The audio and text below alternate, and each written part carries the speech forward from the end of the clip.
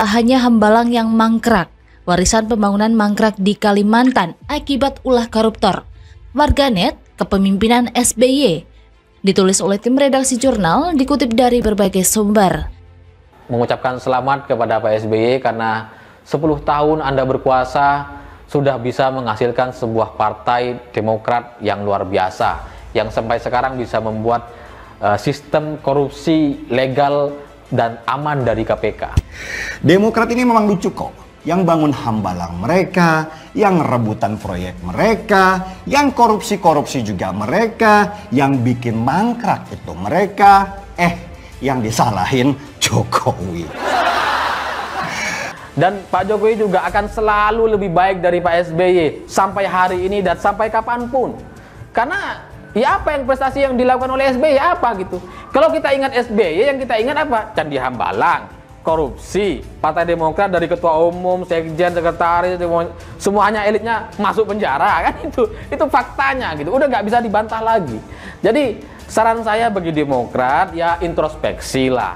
Pertanyaan saya kepada Partai Demokrat, apakah jargon katakan tidak pada korupsi itu masih berlaku atau masih menjadi ikon yang memalukan? Komisi Pemberantasan Korupsi atau KPK saat ini tengah menyoroti sejumlah proyek pembangunan infrastruktur yang mangkrak di wilayah Kalimantan Timur atau Kaltim melalui Direktorat Koordinasi dan Supervisi atau Korsub Wilayah 4. PLT juru bicara KPK bidang pencegahan IP Mariati Kuding dilansir dari laman Suara pada Rabu 22 Juni 2022 menyebut KPK mendapati sejumlah proyek dan aset mangkrak serta tidak dimanfaatkan di Kaltim. Menurut keterangan IP, di antara aset tersebut ialah Jalan Bung Karno yang terletak di Desa Juak Asa, Kecamatan Barongtongko, Kabupaten Kutai Barat.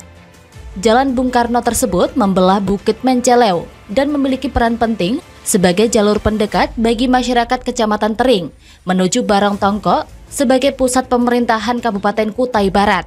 IP mengungkapkan proyek ini mulai dikerjakan sejak 2012 dan hingga tahun 2022 proyek tersebut belum selesai. Dari data yang KPK terima, proyek tersebut telah menelan dana sekurangnya 582 miliar rupiah.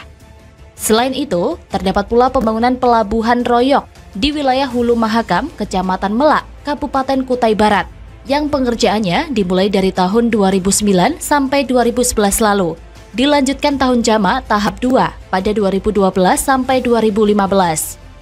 Proyek pembangunan ini telah menghabiskan anggaran sekitar 58,5 miliar rupiah.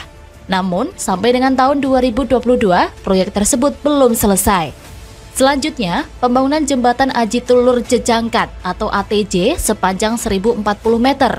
Proyek itu dilakukan dengan tujuan memangkas jarak tempuh 100 km dari arah Samarinda ke Kutai Barat dan sebaliknya. Proyek mulai dikerjakan pada tahun 2012 dan telah menyerap anggaran lebih dari 300 miliar rupiah. Dan saat ini, proyek tersebut tidak dilanjutkan. Menanggapi adanya hal ini, warganet turut memberikan komentar di media sosial. Tulis akun dari @tr35na menyebut, zaman Pak SBY, kata Bani Kendil ada bangunan mangkrak, yaitu Candi Hambalang. Coba tebak-tebakan, kira-kira candi yang di Kalimantan mangkrak atau tidak? Karena selain ditinggal investor, kabarnya kita juga harus ikut nyawer. Ujar akun lain, yaitu dari @musuryanto12, menyebutkan, 10 tahun kepemimpinan SBY tak mengenal moral, karena banyak rakyat yang mau bunuh diri. Masalah senturi. Ia juga menyebut, jika rakyat banyak yang terlantar sampai sekarang atas tragedi Porong Sidoarjo, apalagi masalah pembabatan hutan di Kalimantan dan bangunan Hambalang yang mangkrak. Tidak berlebihan jika semua orang sebut era SBY sebagai rezim mangkrak. Selama 10 tahun berkuasa, SBY telah meninggalkan begitu banyak prasasti sejarah berupa proyek-proyek mangkrak yang merugikan rakyat dan keuangan negara. Mulai dari proyek Wisma Atlet Hambalang yang jadi saksi bisu sejarah, proyek-proyek infrastruktur di berbagai daerah, sampai dengan peninggalan ratusan mobil layanan internet kecamatan yang berakhir tragis, jadi onggoan sampah di tengah sawah. Proyek-proyek yang sedianya diperuntukkan bagi kepentingan rakyat banyak, justru berakhir mangkrak. Uang negara dihambur-hamburkan tanpa hasil yang jelas dan nyata. Dari proyek mangkrak pertama era SBY yang akhirnya dilanjutkan oleh Jokowi adalah pembangunan ruas jalan tol Pemalang-Semarang. Proyek ini tertunda sejak 2006 silam. Proyek tol lain yang juga belum selesai di era SBY adalah ruas tol Cimanggis-Cibitung. Kemudian ada proyek pembangunan jembatan Merah Putih di Indonesia Timur, yaitu di Ambon, yang tertunda sejak tahun 2011. Proyek ini menelan biaya sebesar 772,9 miliar rupiah. Selanjutnya ada proyek pembangunan Bandara Kertajati di Majalengka yang dicanangkan SBY dan kemudian diresmikan di era Jokowi. Alasan proyek ini mangkrak adalah pengalihan aliran sungai yang terdapat di ujung landasan.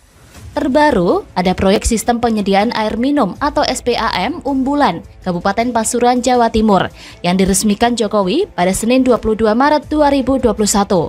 Itulah rezim mangkrak. Rakyat dapat ampasnya saja dan meninggalkan piring kotor yang harus dicuci oleh pemerintah selanjutnya. Hingga di masa pemerintahan Jokowi, proyek mangkrak pemerintahan sebelumnya ia tandaskan. Miris, bagaimana menurut Anda? Buset, Jakpro bangkrut, minta modal 500 miliar rupiah untuk ITF Sunter, nasib komitmen Formula E 90 miliar rupiah, gimana dong? Ditulis oleh tim redaksi jurnal, dikutip dari berbagai sumber. PT Jakpro berencana mengajukan permohonan penyertaan modal daerah atau PMD untuk proyek pembangkit listrik tenaga sampah atau Intermediate Treatment Facility atau ITF Sunter. PDI Perjuangan DKI Jakarta menyarankan Jakpro mengajukan kredit kepada bank dibandingkan dengan meminta PMD kepada Pemprov DKI. Hal itu diungkapkan anggota fraksi PDIP DPRD DKI Jakarta, Gilbert Simanjuntak, pada Selasa 30 Agustus 2022. Gilbert Simanjuntak berbicara tentang perbandingan menggunakan PMD dengan pinjaman bank. Menurutnya, jika menggunakan PMD, Jakpro tidak memiliki kewajiban untuk mengembalikan. Gilbert juga membandingkan proyek ITF di Sunter dengan di Surabaya. Menurut Gilbert, proyek ITF Sunter seakan dibuat kompleks. Dia melihat ITF di Surabaya bisa bekerja dengan biaya murah dan dibiayai Pemda sepenuhnya. Ini jadi aneh, karena seakan-akan persoalan ITF terlalu kompleks, sementara di daerah lain sederhana. Menurut Gilbert, Pemprov DKI Jakarta sudah banyak memberikan penugasan kepada Jakpro, salah satunya penyelenggaraan Formula E yang telah digelar pada Juni lalu. Menurutnya, Jakpro sendiri sudah terlalu banyak bebannya karena penugasan yang tidak jelas. Hasil audit Formula E saja tidak dilaporkan sampai sekarang. Mereka melakukan divestasi saham di anak perusahaan tanpa bicara dengan DPRD, katanya. Belum lagi sisa biaya komitmen fee 90 miliar rupiah yang belum dibayarkan oleh PT Jakpro. Pantas jika DPRD DKI Jakarta mempertanyakan kesanggupan PT Jakarta Propertindo atau Jakpro untuk membayar kekurangan biaya komitmen alias komitmen fee Formula E. Ini malah ditambah kerjaan lagi. Harusnya Pemprov DKI juga melihat dan mengevaluasi kinerja Jakpro. Ada beberapa hal yang miss dari proyek Jakpro. Bahkan jelang gelaran Formula E kemarin, banyak petinggi Jakpro yang memilih mengundurkan diri. Patut dipertanyakan ada apa di dalam tubuh Jakpro ini. Saya sih juga nggak yakin ya sama Jakpro dan Pemprov DKI Jakarta. Apakah mereka bisa melunasi komitmen fee tersebut? Soalnya kalian sudah paham kan sifat dan tabiat Anies. Makanya tidak heran jika ia enggan memberikan komentar. Dia hanya diam ketika ditanya soal Jakpro yang harus membayar tambahan komitmen fee atau biaya komitmen sebesar 90,7 miliar rupiah. Sudah paham kan kenapa Anies ini sangat tidak bertanggung jawab sebagai seorang pemimpin? Dia tidak lebih dari seorang penakut, hanya mau bicara soal acara yang dia hadiri. Dan yang paling penting, dia pasti mau bicara kalau soal penghargaan yang dia terima. Kalau ditanya soal masalah, mungkin sampai kiamat pun tidak akan dijawab. Anies memang menganut prinsip silent is golden, diam itu emas. Diam itu artinya emas didapat orang lain. Atau mungkin inilah konsep kerja senyap yang pernah dikatakan Anies. Tapi kalau memang ternyata dana yang digunakan adalah APBD, Pemprov DKI benar-benar keterlaluan. Jelas menghamburkan uang rakyat demi proyek ambisius Anies Baswedan. Seharusnya Anies sudah menyiapkan anggaran untuk pembangunan ITF. Bukankah proyek ini juga salah satu proyek andalan Anies dulu? Entahlah. Pantas saja kalau Wakil Gubernur DKI Jakarta Ahmad Riza Patria sempat menyampaikan pengakuan yang cukup mengejutkan soal proyek ini. Riza menyebut sampai saat ini belum ada yang dibangun, meski ITF ini sangat diperlukan bagi DKI Jakarta.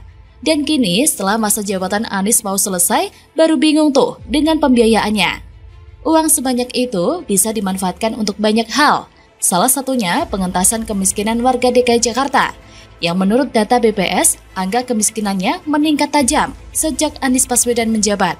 Banyak yang bisa dilakukan dengan APBD itu untuk warganya. Contoh tuh Surabaya Nis.